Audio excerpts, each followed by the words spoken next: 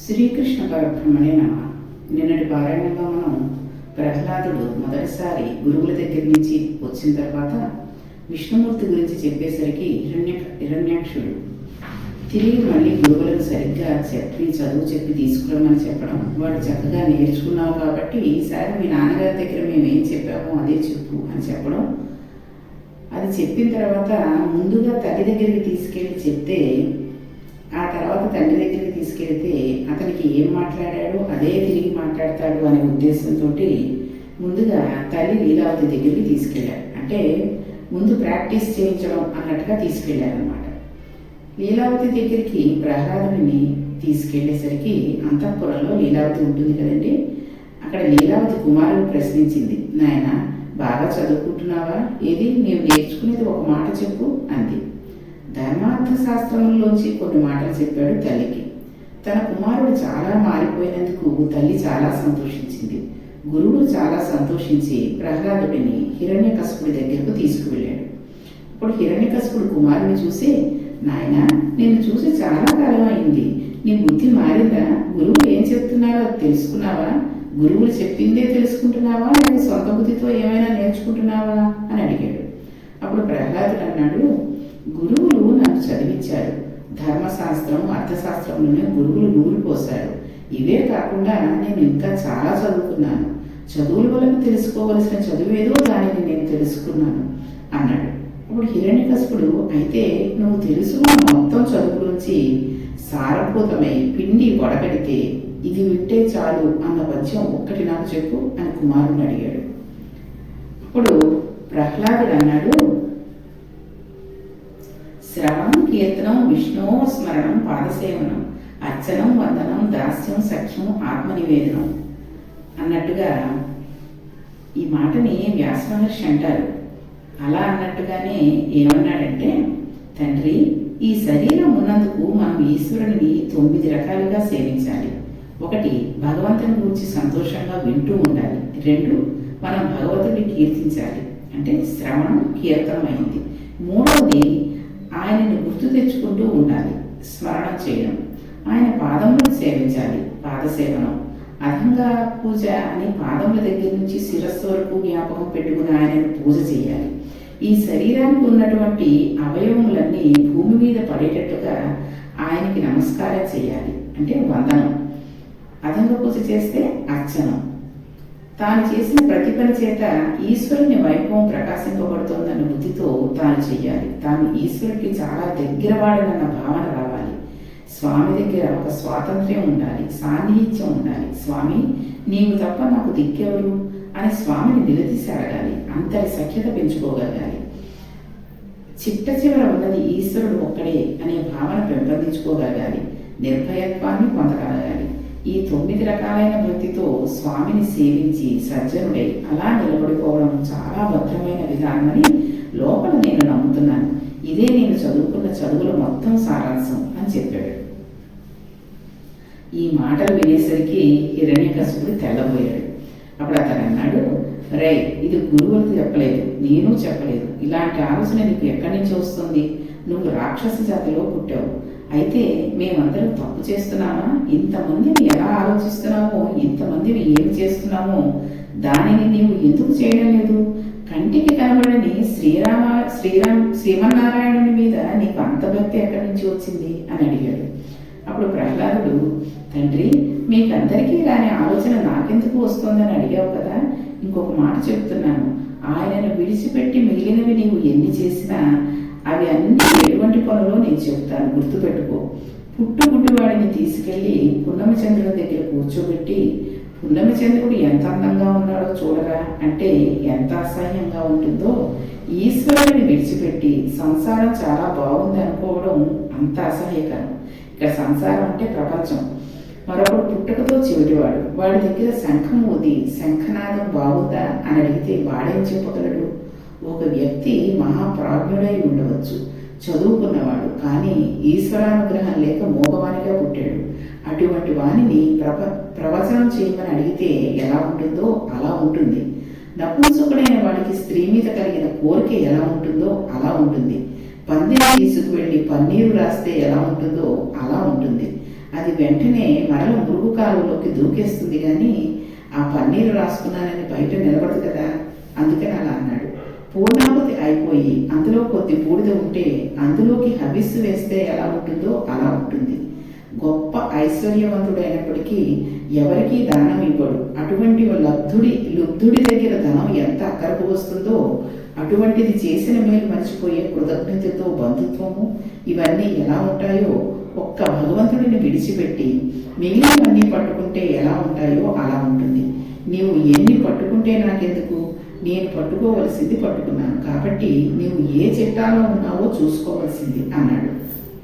చూసారా, ఇది ప్రహ్లాదుడు హిరణ్యకశిపుడికి చెబుతున్నాడు అని అనుకోవడం కాదు. మనం కూడా ఏది పట్టుకుంటున్నాం, ఏది విదిలేస్తున్నాం, ఎలా ఉంటుంది ఇది అనే విషయాన్ని ఇప్పుడు పుట్టుగుడ్డివాడి దగ్గరికి వెళ్ళి పున్నమచంద్రుడి దగ్గర గురించి చూపిస్తున్నారు అని అనుకోకలేదు. కళ్ళుండి గుడ్డివాడిగా ప్రవర్తించే వాళ్ళం కూడా ఉంటాం కదండి. అలాంటి వాళ్ళ దగ్గరికి వెళ్ళి అందమైనవి చూపించిన వాళ్ళ కళ్ళు సుందరమైన ప్రకృతి దృశ్యాలు చూడడానికి అలవాటు లేక అక్కర్లేని విషయాలన్నీ చూడడానికి అలవాటు పడ్డాయనుకోండి, మనం ఎదురుగుండా తీసుకొచ్చి ఆ మోహనారూపుడైన శ్రీకృష్ణ పరమాత్మని తీసుకొచ్చి విష్ణు రూపుణ్ణి చూపించి చేసినా కానీ వాళ్ళ దృష్టి అక్కడ ఉండదు. కాబట్టి అటువంటివన్నీ విడిచిపెట్టి ఈశ్వరుని పట్టుకుంటే చాలు. కాబట్టి నేను ఆయన్నే పట్టుకున్నాను. అందుకని నాకు ఏ చిట్టాలో మిగిలిన ఉన్నాయో అవి చూపించండి, అవి చూసుకోండి మీరు అని చెప్పాడు. ఇలా అనేసరికి హిరణ్యకశిపుడు కొడుకు వంక చూసి ఆశ్చర్యపోయాడు. ప్రహ్లాదుడు అక్కడితో ఆపలేదు. కమలము వంటి కన్నులు ఉన్న శ్రీమన్నారాయణుని అర్చించే చేతులు ఏవైతే ఉంటాయో వాటికి చేతులని పేరు. శ్రీ మహావిష్ణువు గురించి పరవశించిపోయి దవడలు నొప్పి పెట్టేలా స్తోత్రం చేయాలి. అర్చన చేసేటప్పుడు ఒక మెట్టు పైన నిలబడి లింగాభిషేకం చేయమన్నారు. శేషసాయికి మొక్కని శిరము కాదు. ఆ మహానుభావుడి గురించి కీర్తనం చేయని నోరు కాదు. ఆయనకు ప్రదక్షిణం చేయని కాళ్ళు కాదు. ఆయనను లోపల ధ్యానం చేయని మనస్సు కాదు. ఆయనను గురించి చెప్పని గురువు కాదు. ఆయనను చేరుకోమనమని చెప్పని తండ్రి కాదు అని అన్నాడు. అదే చూడండి, కమలాక్షునర్చించు కరములు శ్రీనాథు వర్ణించు జిహ్వ సురరక్షకుని చూచు చూట్కులు శేషశాయికి మృక్కు శిరము విష్ణునా కర్ణించు వీనులు మధువైరిదవలిన మనము భగవంతు వలగొన్ను పదములు పురుషోత్తమును మీది బుద్ధి దేవదేవుని చింతించు దినము చక్రహస్తుని ప్రకటించు చదువు కుంభినీధవు చెప్పెడి గురుడు తండ్రి హరిచేరుమనిడి తండ్రి.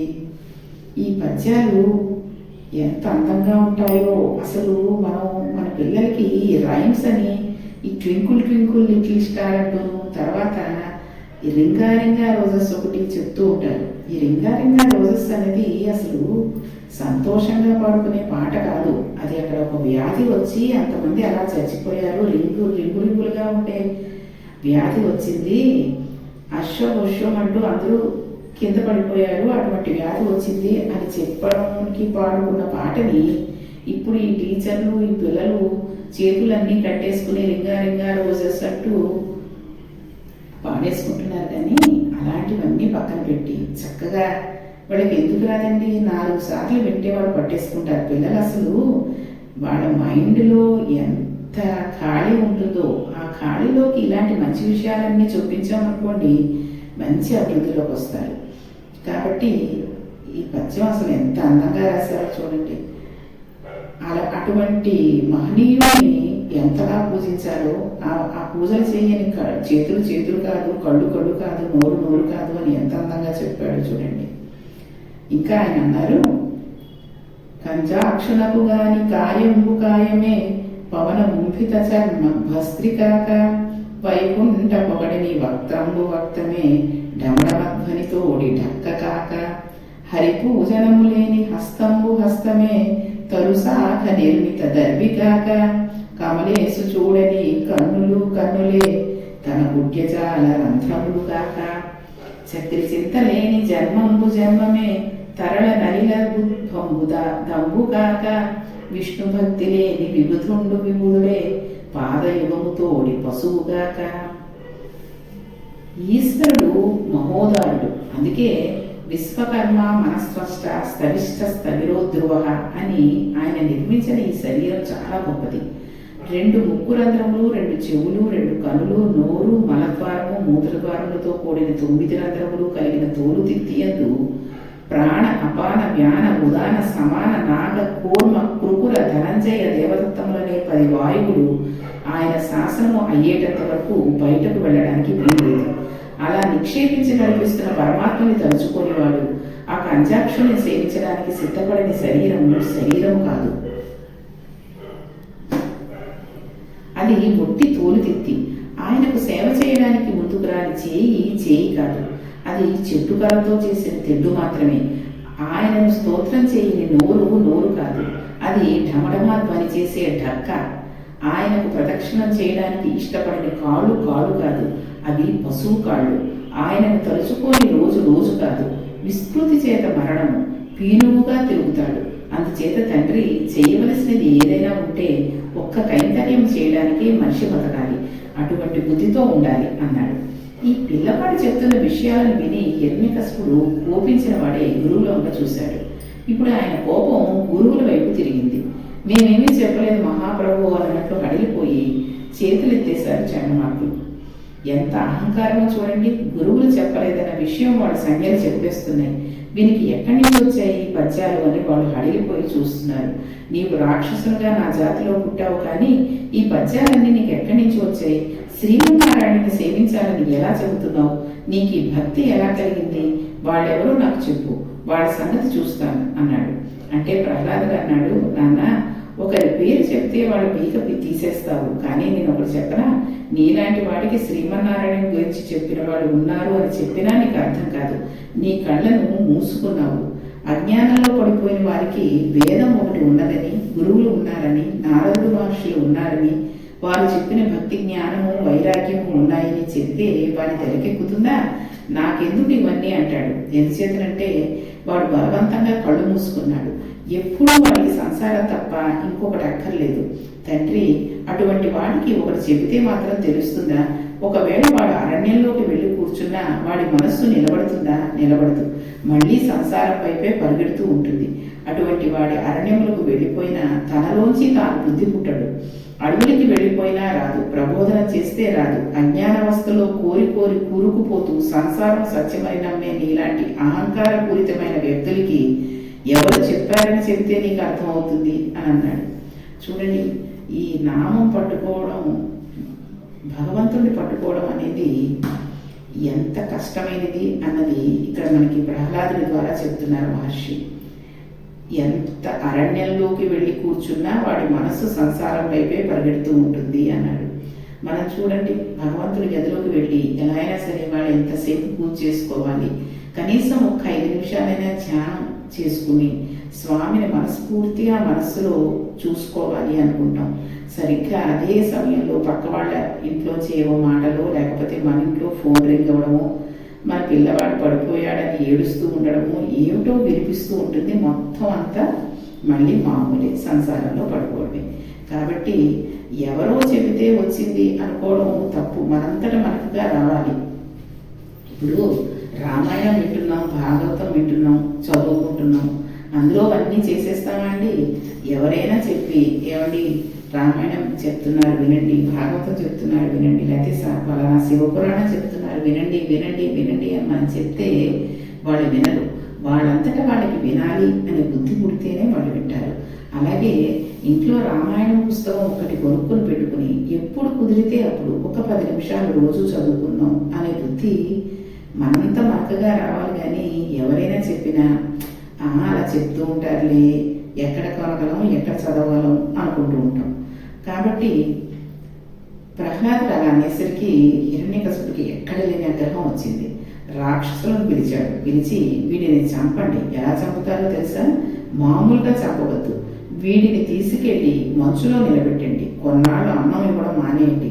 ఆ తర్వాత వీడి నవరంధ్రములు మూసేయండి. వీడు ఊపిరి కోసం గిలగలా కొట్టుకుంటాడు. వీడి మీద అభిచారిక ప్రయోగములు చెయ్యండి. ఆ తర్వాత నేను నా మాయను చూపెట్టి భయపడతాను. భయంకరంగా అందరూ కలిసి కొట్టండి.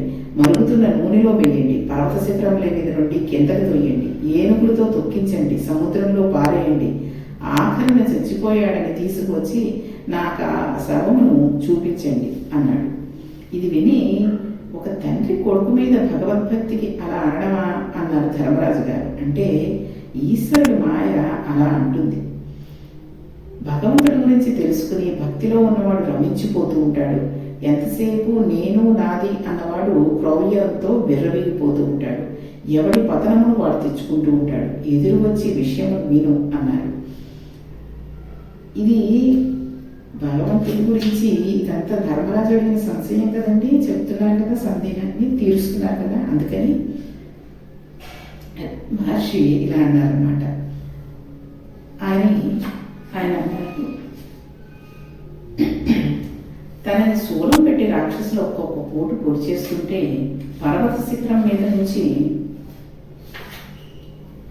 కింద పారేస్తుంటే, సముద్రంలోకి విసిరేస్తుంటే, కింద పడేసి ఏనుగుల చేత తొక్కిస్తుంటే, హిరణ్యకశిపుడు భయంకరమైన మాయారూపములు చూపిస్తుంటే, అలా పొడి చేయడానికి వచ్చేస్తున్న వాళ్ళలో, రాక్షసులలో, తండ్రిలో, అందరిలో, అంతటా సముద్రంలో, పర్వతంలో, పర్వత శిఖరంలో, కింద పడిపోతున్నప్పుడు ఒంటికి తగులుతున్న వాయువులో, కింద పడిపోతున్న భూమిలో అంతటా శ్రీమన్నారాయణను చూసి పొంగిపోతుంటే, ముక్త రూపంలో స్వామి లక్ష్మీ సహితుడై ప్రహ్లాదుని పట్టుకుంటున్నాడు.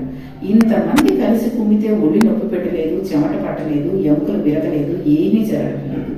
ఈశ్వరుని నమ్ముకున్న వాడికి ఏమీ లోటు ఉంటుంది అనే విషయాన్ని ఇక్కడ తెలుస్తుంది.